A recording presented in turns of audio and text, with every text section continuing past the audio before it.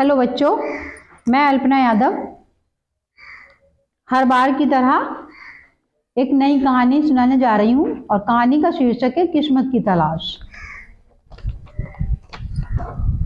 गांव का एक लड़का छोटी उम्र में ही काम की तलाश में निकल पड़ा। वो एक शहर में पहुंचा और उसे भाड़ भूंजे में नौकरी मिल गई। कई साल उसके पास रहा परंतु उसकी किस्मत नहीं बदली और एक दिन वो एक साधु के पास गया।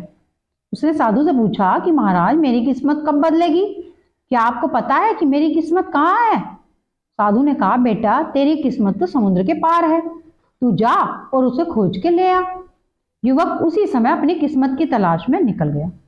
कई दिनों तक लगातार चलता रहा।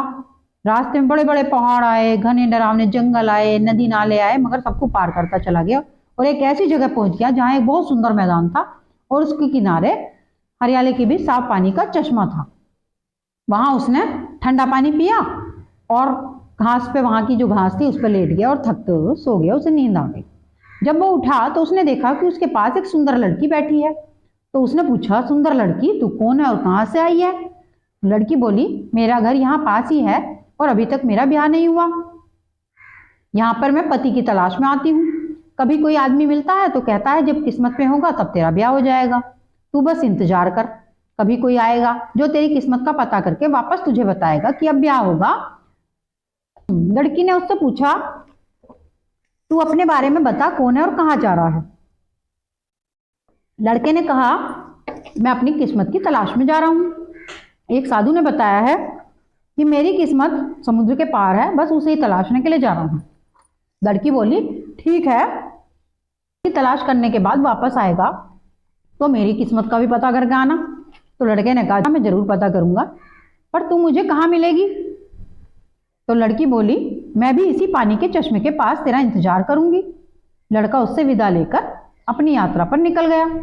रास्ते में उसे एक अनोखा पेड़ मिला जो आधा सूखा और आधा हरा था। युवक ने उस पेड़ से पूछा, तेरी ये हालत कैसे हो गई? पेड़ ने कहा, तू कौन है और कहाँ जा रहा है? तो युवक ने कहा कि मैं तो अपनी किस्मत की तलाश करने जा रहा हूँ है, तो तू पता करना कि मेरी किस्मत में पूरा होना कब लिखा है। मैं यहीं खड़ा हूं, तो इसी रास्ते वापस आना। पेड़ बोला। रास्ते में युवक को एक सुंदर घोड़ा मिला। तो युवक के मन में सोचने लगा कि ये घोड़ा अगर मुझे मिल जाए तो आगे का सफर आसान हो जाएगा। उसने घोड़े से कहा, सुंदर घोड़े, तू मेरे साथ चल।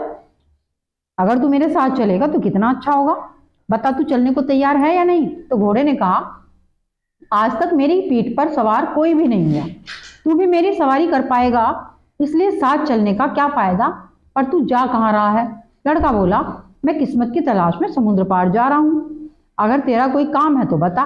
लड़के ने कहा, मैं भी तो किस्मत का ही मारा हूँ, कोई भी आदमी मेरी सवारी के लिए तैयार ही नहीं होता। तू ये पूछ कर आना कि मुझे कब और कैसे सवारी मिलेगी। लौटती बार इसी रास्ते पर मैं तुझे यहीं मिलूंगा। युवक अपने रास्ते चल पड़ा। आगे उसे एक मगरमच्छ मिला। वो रेत पर पलटी मार रहा था। युवक ने मगरमच्छ से पूछा, भाई तुझे क्या हुआ, रेत पर पलटी क्यों मार रहा है? तो मगरमच्छ दुखी होकर बोला, मेरे पेट में जोर का दर्द हो रहा है। तो युवक ने मगरमच्छ को बताया कि वह अपनी किस्मत और कुछ दूसरों की किस्मत तलाशने समुद्र के पार जा रहा है, कि अपनी भी किस्मत तलाशनी है उसे और जो जो उसे रास्ते मिले उनकी भी किस्मत उसे तलाश कर लानी है कि भाई उनकी किस्मत में जो परेशानियां वो कैसे दूर होंगी। तो मगरमच्छ ने कहा, भाई मेरे पास आज भी किस्मत का ही चक्कर है, भला चंगा था, पता नहीं क्या खा दिया, पेट का दर्द हटने का नाम ही नहीं ले रहा। तू जा रहा है तो मेरी किस्मत का भी पता करके आना और मेरी खातिर इसी रास्ते वापस आना। तो अंत में युवक ने समुद्र तट पर जा पहुंचा। वहां उसे एक आदमी बैठा हुआ मिला और उसने उस आदमी से पूछा, तू कौन है भाई, यहाँ अकेला क्यों बैठा है? तो उसने उत्तर दिया, मैं तेरा कर्म हूं। तूने ये पक्का इरादा कर लिया कि किस्मत तलाश करके ही रहेगा, तो मेरा जन्म उसी समय हो गया और तब से मैं तेरे साथ हूँ। यहाँ पहुंचने में तुझे बड़ी कड़ी मेहनत लगी, समुद्र पार करने में तुझे और भी कड़ी मेहनत करनी पड़ेगी। मैं सारी बातें तुझे यहीं बता देता हूँ।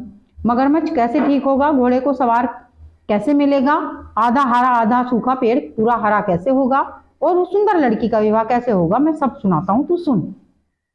उसने कहा, मगरमच्छ को अपनी गोद में लेकर उल्टी करवाना। गलती से रानी का नौलखा हार वो मगरमच्छ जो है वो निकल गया है, हार पेट से निकलते ही वो ठीक हो जाएगा। घोड़े पर सवारी के लिए जो काठी बनवाई गई है उस पर सीताराम खुदा हुआ है, वह शब्द रगड़ कर हटा देना तो घोड़े को अनेक सवार मिलेंगे। बड़ के पेड़ के नीचे किसी ने धन के 4 बड़े बर्तन दबा रखे हैं, तू जाकर धन के बर्तन निकाल लेना और पेड़ हरा भरा हो जाएगा। सुंदर लड़की से कहना कि तूने पिछले जन्म में अपने पति के हिस्से की सत्यनारायण व्रत कथा का प्रसाद खुद खा लिया था, इसी वजह से तेरा विवाह नहीं हुआ। उससे कहना कि तू सत्यनारायण की कथा करवाकर प्रसाद बांटना, जब तेरा ब्याह हो जाएगा। यह सब बातें बताने के बाद कर्म पुरुष ने कहा, तुझे तेरी किस्मत मिल गई, अब लौट जा और मजे कर। कर्म पुरुष की बातें सुनकर युवक वापस लौट पड़ा और मगरमच्छ के पास जा पहुंचा और पेट से जो मगरमच्छ जो है वो दर्द के मारे तड़प रहा था। तो वो बोला, तू बता, पता करके आया कि मेरी पेट पीड़ा का कारण? तो युवक बोला, हाँ, तू मेरी गोद में उल्टी कर, फिर तेरे पेट का दर्द खत्म हो जाएगा।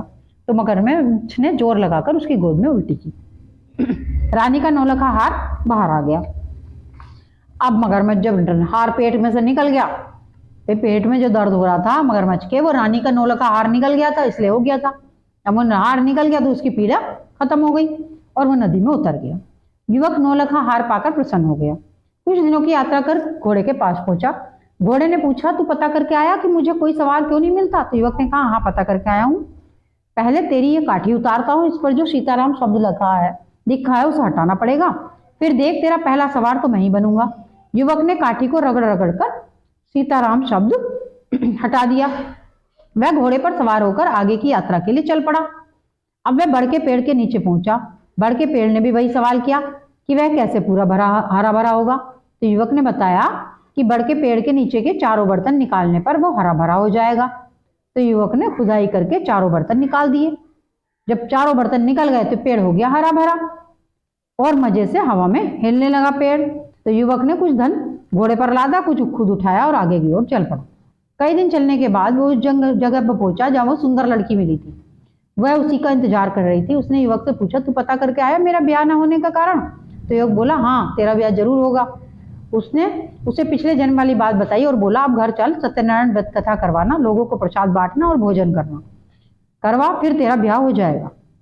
युवती सुनकर खुश हुई, युवक को भी अपने घर ले गई। उसने सत्यनारायण की कथा करवा के प्रसाद बांटा और सबको भोजन करवाया। इसके बाद युवक ने उस सुंदर लड़की से कहा कि तुम मेरे साथ ब्याह करना चाहती हो तो मैं तैयार हूँ। तो लड़की ने कहा, इससे बढ़ के खुशी और क्या होगी? मैं तो उसी दिन से सोच रही थी जब तू पहली बार यहाँ मुझे मिला था। दोनों ने ब्याह कर लिया। युवक ने अपनी दुल्हन को 9 लखा हार पहनाया और उसे लेकर अपने घर की ओर चल पड़ा। युवक ने जब किस्मत में की तलाश में निकला था तो वह न तो डरा और न ही निराश हुआ। उसे 9 लखा हार मिला, जमीन में गड़ा धन मिला, सुंदर घोड़ा, सुंदर पत्नी मिली। तो इस कहानी से हमें यह सीख मिली है कि अगर आदमी हिम्मत के साथ किसी चीज की तलाश करनी शुरू कर दे तो उसे मिल ही जाती है, चाहे उसकी किस्मत भी उसके साथ क्यों ना हो। धन्यवाद।